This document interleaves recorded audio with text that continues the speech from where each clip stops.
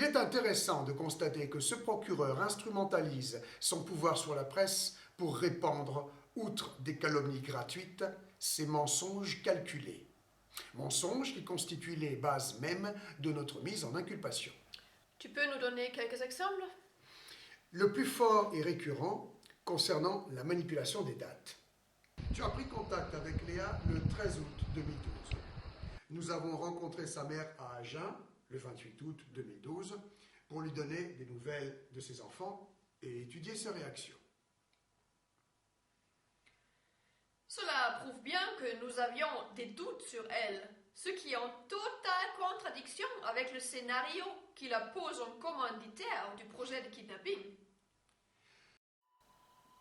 Précisons entre parenthèses qu'aujourd'hui, après le déchaînement de l'Inquisition, parce que nous nous intéressions à l'affaire de Sandrine Gachadois, nous n'avons absolument plus aucun doute sur la véracité des crimes dont elle voulait protéger ses enfants. Et aujourd'hui, nous comprenons mieux l'origine de l'absence de souvenirs de Léa. Absolument. Et cela est à confronter avec les affirmations du procureur Coindeau. Ainsi, dans le Sud-Ouest, les enfants ont été approchés début septembre par un couple et le groupe possédait leur emploi du temps complet. Le groupe, c'est alors nous deux. C'est ça, l'association de malfaiteurs. Le même jour dans l'Est républicain, le lendemain de ton incarcération. En septembre, un couple a été aperçu qui suivait ses 3 enfants à la trace, indique le procureur de Saintes, Philippe Coindeau. Un rapt se préparait peut-être, enchaîne le journaliste. Jamais personne ne nous a aperçus suivant les enfants, évidemment. Sans quoi les gendarmes auraient été prévenus et nous aurions été arrêtés à cette période.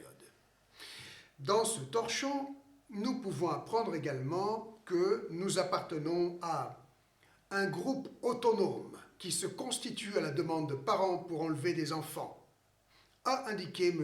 Coindeau. Là, le pseudo-journaliste nous précise bien que l'affirmation émane du procureur.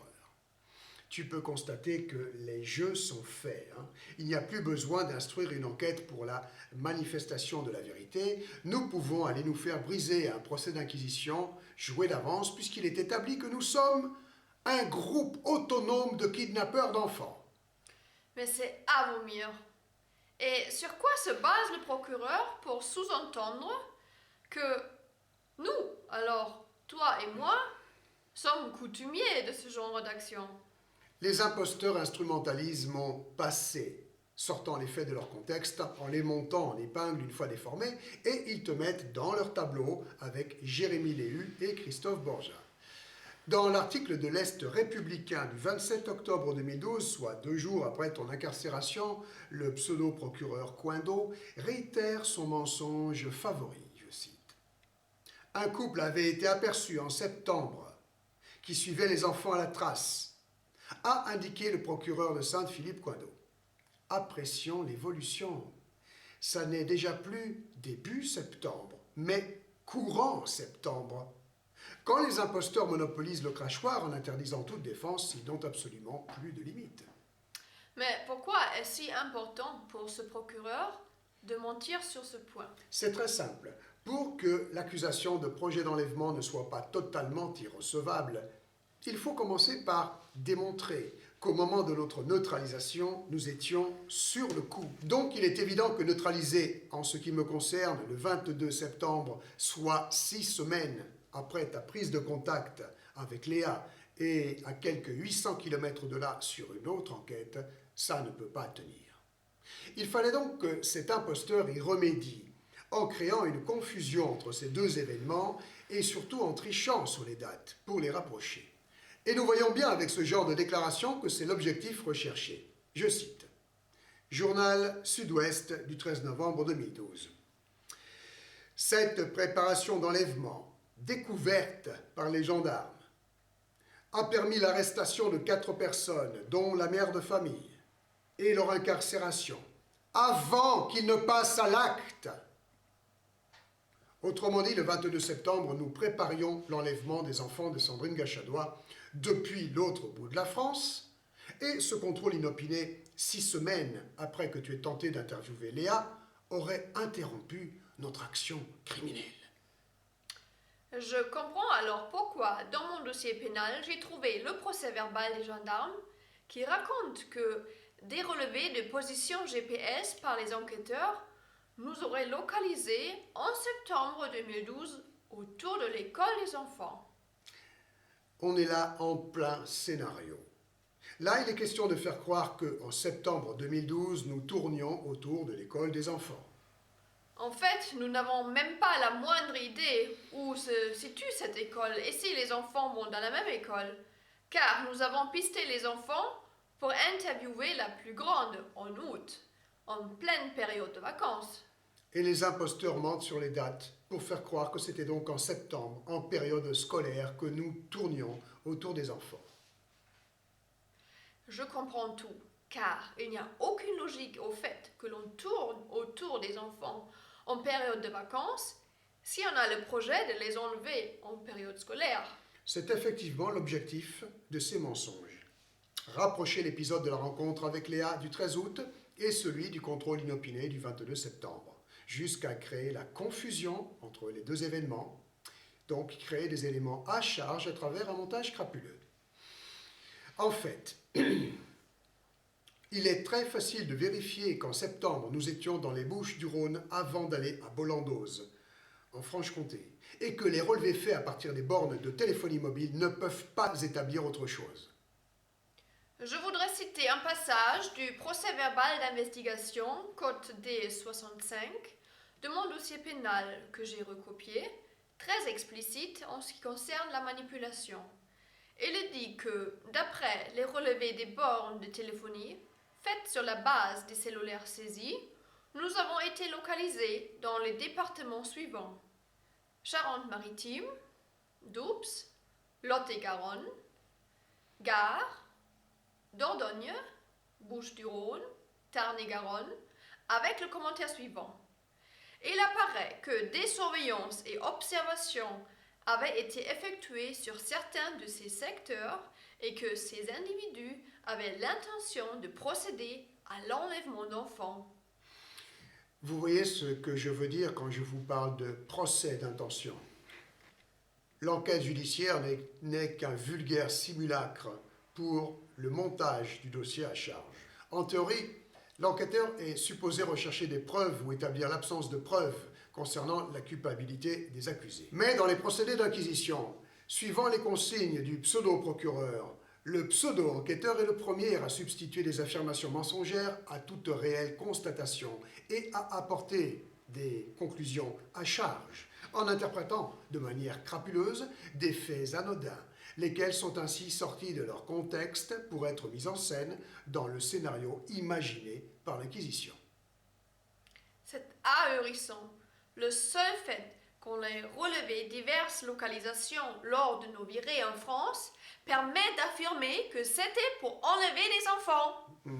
Ça, c'est du lourd, hein? Vous imaginez un petit peu la gueule du projet de multiples enlèvements d'enfants. Sur l'ordonnance de rejet de ma demande de mise en liberté, la juge Pragou, la plus agressive de tous, écrit: le risque de réitération des faits sur les enfants Calouot, ceux de Sandrine Gachatois, ou sur d'autres enfants, reste majeur. Ah, c'est sans doute ça que la justice entend par projet. Le grand flou artistique, le projet d'enlever ces enfants-là, ou d'autres enfants, ou tiens, ceux-là, là-bas. Pourtant, la pseudo-juge de détention parle bien de faits. Les faits, comme nous l'avons vu, concernent nos enquêtes clandestines sur des crimes odieux commis sur quantité d'enfants en réseau, de notables intouchables. Effectivement, tant que nous ne sommes pas neutralisés, le risque que l'on finisse par parvenir à mettre à nu l'insoupçonnable réalité reste majeur pour les membres du lobby pédocriminel, les premiers visés par nos dénonciations étant naturellement les inquisiteurs en robe noire. Concernant les manipulations faites avec la presse, je finis avec cet article du 13 novembre 2012 du Sud-Ouest. Je cite: « Le 22 septembre dernier, en contrôlant le véhicule de Stan Maillot dans le Doubs, les gendarmes tombent sur un carnet dans lequel sont notés les préparatifs de l'enlèvement des 3 enfants à Montendre. Rappelons que les notes en question sont en réalité celles qui préparent la rencontre du 13 août avec Léa et le rapport que j'en ai fait à l'issue. C'est incroyable, les éléments à décharge sont tournés en éléments à charge et les autres éléments à charge ne sont que des montages basés sur les mensonges. Mon dossier pénal est même trop pourri pour servir de papier de toilette. Eh oui, nous avons là, avec des éléments indéniables s'agissant d'archives de presse et d'éléments présents dans le dossier prétendu pénal, la preuve formelle que notre inculpation est basée sur des mensonges et des manipulations intentionnelles et que donc il s'agit d'une machination. Mais c'est trop visible. Comment peuvent-ils oser faire une telle machination sans craindre qu'on la démontre publiquement, comme nous le faisons ici? Ces frustrés machiavéliques ont une grosse faiblesse. Ils sont trop sûrs d'eux en fonction des pouvoirs qu'ils détournent à des fins criminelles. En outre, ils sont tous entre eux avec la complicité des journalistes qu'ils sélectionnent. Surtout, nous étions censés être neutralisés, toi et moi. Alors, qui aurait dit ou tenté quelque chose pour nous défendre en dénonçant la machination? Moi, j'avais disparu et je ne donnais plus aucun signe de vie. Toi, tu étais entre leurs griffes et sous leur contrôle total à travers ton avocate.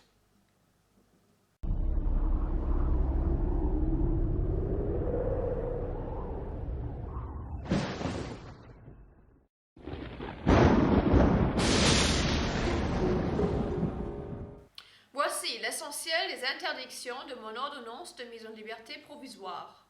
Sous peine de réincarcération, interdiction de diffuser des messages par Internet sur les sites RRR, Pédopolis, les amis de Stan Mayo, ou tout autre site ayant un lien quelconque avec la lutte contre la pédophilie. Interdiction de communiquer d'une façon quelconque sur des questions liées à la pédophilie. Ce que nous dénonçons étant le cœur même de l'argument de notre défense, le thème de la pédophilie est naturellement incontournable. Donc interdire à l'accusé de parler de pédophilie revient ici à lui interdire toute défense. Aucune chance que tu ne te défendes en frappant là où il le fallait, puisque la consigne était que tu te fasses toute petite en espérant la clémence des juges. Et nous n'avons aucune illusion à nous faire. Le procès sera dans le même état d'esprit, avec le même objectif, nous briser pour faire un exemple. Allez, pour finir ce zoom, car il y a beaucoup de matière, croyez-moi, un petit dernier. Article du Sud-Ouest du 13 novembre 2012 qui donne la parole au baveux de l'ex de Sandrine Cachadois pour calomnier tous les accusés, naturellement, principalement la pauvre femme, et s'exprimer même sur le RRR, tiens. Apprécions le sous-titre. Un groupe séditieux. Daniel Picotin, le baveux de service. Lui n'en croit pas ses oreilles. On est en présence d'un réseau puissant qui soutient la théorie folle d'un complot de pédocriminels. J'aimerais bien qu'on me dise qui est dans la théorie de complot. Et apprécions cette affirmation-là. On ne sait pas comment Sandrine Cachadois est rentrée en contact avec le RRR. Mais toujours est-il qu'elle avait réussi à convaincre ses activistes de passer à l'action. C'est amusant tout de même, hein? On ne sait pas, mais on affirme. Le principal, c'est de convaincre le lecteur de la culpabilité des cibles à travers ce genre d'invention totalement crapuleuse. Car c'est moi qui étais rentré en contact avec la malheureuse mère de famille, et bien dans le seul but de l'interviewer et de faire une enquête sur son affaire. Rappelons que, je cite, « La mère de famille qui souffrirait, d'après les experts, de troubles psychiatriques, est persuadée que ses enfants sont victimes de pédophilie. » Je cite toujours. Selon les médecins croisés en prison, bah oui, hein, son comportement tend vers la paranoïa. Je cite toujours. Tous les rapports d'expertise psychiatrique ont conclu à des bouffées délirantes. Merci à nos excellents experts et à nos bons journalistes comme ce Stéphane Durand et ce Fred Jiménez.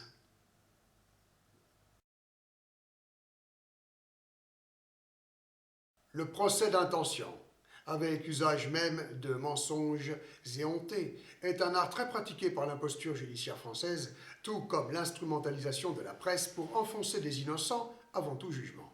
Dans ce registre-là, le tableau est mis en forme sur mesure avec le profil des accusés. Toujours dans la presse, les malfaiteurs associés étaient présentés par le procureur Coindo comme des gens sans activité, fréquentant les sites internet qui parlent de pédophilie. Des activistes sans activité.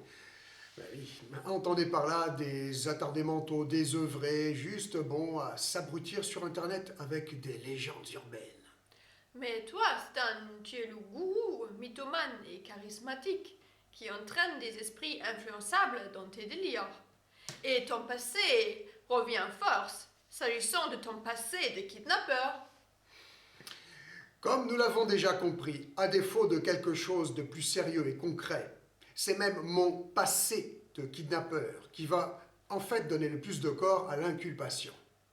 La preuve que j'ai eu le projet d'enlever les enfants de Sandrine Cachadois. Je suis un maniaque du kidnapping, déjà maintes fois condamné.